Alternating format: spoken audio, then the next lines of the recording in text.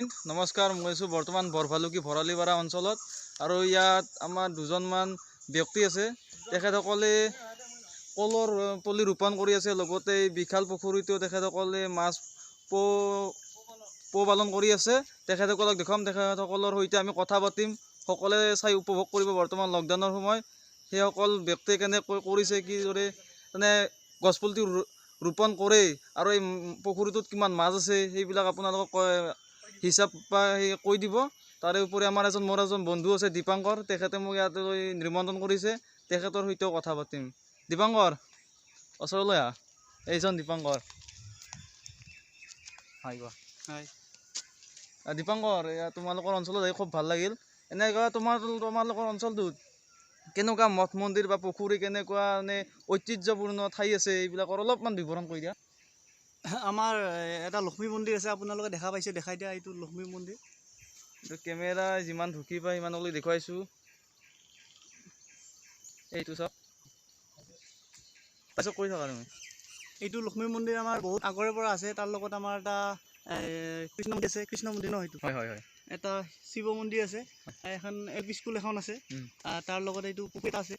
আৰু আমাৰ দুজন ব্যক্তি মানে ইয়াত মাছ পোহপালন কৰিছে, আৰু মানে মাছৰ কাৰণে এতিয়া কাৰণে কল পুলি কেইজোপামান ৰোপণ কৰি আছে।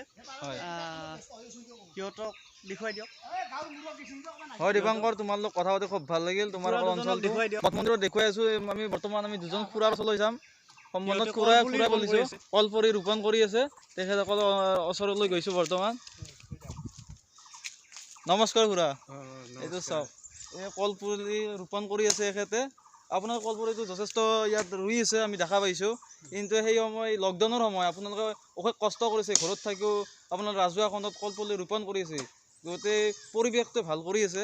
তাৰে ওপৰত আপোনালোকৰ ৰাজহুৱা বিশেষ ব্যক্তিসকলৰ পৰা সঁহাৰি পাইছেনে পোৱা নাই, অলপ কৈ দিব। সঁহাৰি পাইছোঁ। আমাৰ ভৰালিপাৰাৰ আমাৰ ইয়াতে লক্ষ্মী মন্দিৰ আছে। তোমাৰ লক্ষী পূজা হয়, লক্ষী পূজা 79 এইবাৰ আৰম্ভ হৈছে। হয়। আৰু আমাৰ এইবাৰ নতুনকৈ মুকুটো এটা হৈছে, তোমাৰ লক্ষী মন্দিৰ। ফিচাৰীটো আমি 5 বছৰৰ কাৰণে লৈছোঁ, ৰাইজৰ পৰা লিজত লৈছোঁ। তাৰে আমি মাছ চাছো দিছোঁ। আৰু এইবাৰ মানে কৰোণা মানে এইটো আহাৰ বহুত পানীও নাই, এইবাৰ মানে বহুত অসুবিধা হৈছে। এই মেচিনেদি আমি পানী চানী দি আছোঁ। এতিয়া এই পাৰত কলৰ পুলি ৰুই আছোঁ, ৰোপণ কৰি আছোঁ। হয়, ধন্যবাদ।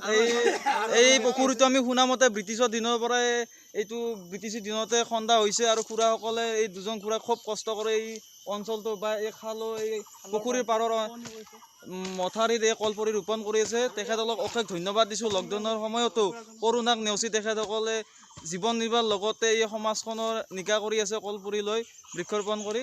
এয়া চাওক, আৰু এজন আমাৰ খুৰা আছে, তপন কলিতা।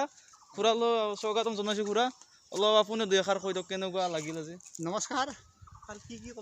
নমস্কাৰ দাদা। আমাৰ এই পুখুৰীটো বহু বছৰ পৰি আছিল, পৰি থকাৰ কাৰণে আৰু আমাৰ ৰাইজে কোনো মাছ চাছ দিব পৰা নাছিল। নোহোৱাৰ কাৰণে আমিও তোমাৰ সৰু এটা ব্যৱসায় কৰোঁ। ব্যৱসায় কৰাৰ পিছত আমাৰ লকডাউনত ব্যৱসায়টো বন্ধ হৈ গৈছে।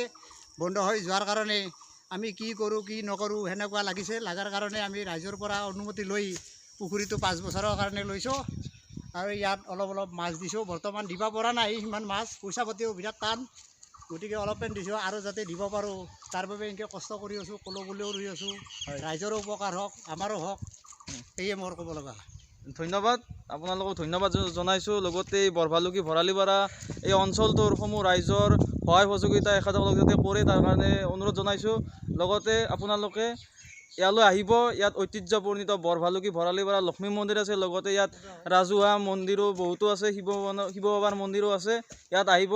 কিছুমানে অসমৰ বেছিভাগ মানুহে জানে ইয়াৰ ঐতিহ্যপূৰ্ণিত বৰভালুকি ভৰালিপাৰা লক্ষ্মী পূজাৰ কথা। এই পূজা চাবলৈ আহিব। এইবাৰ 80তম পাব। 80তমত আপোনালোকে এই বৰভালুকি অঞ্চললৈ আহিব, আৰু পূজা সকলোৱে উপভোগ কৰিম। আৰু ময়ো যাম আপোনালোকক চাব। এয়া চাওক, পুখুৰীটো বিশাল অঞ্চলৰ। এয়া চাওক, পুখুৰীটো ব্ৰিটিছৰ দিনৰে পুখুৰী। ইয়াত মানে চৰকাৰে অলপ দৃষ্টিগোচৰ কৰিলে ভাল হয়, ব্ৰিটিছৰ দিনৰে হয়। আৰু চেনেলটোৰ লগতে মোৰ ছাবস্ক্ৰাইব কৰিব।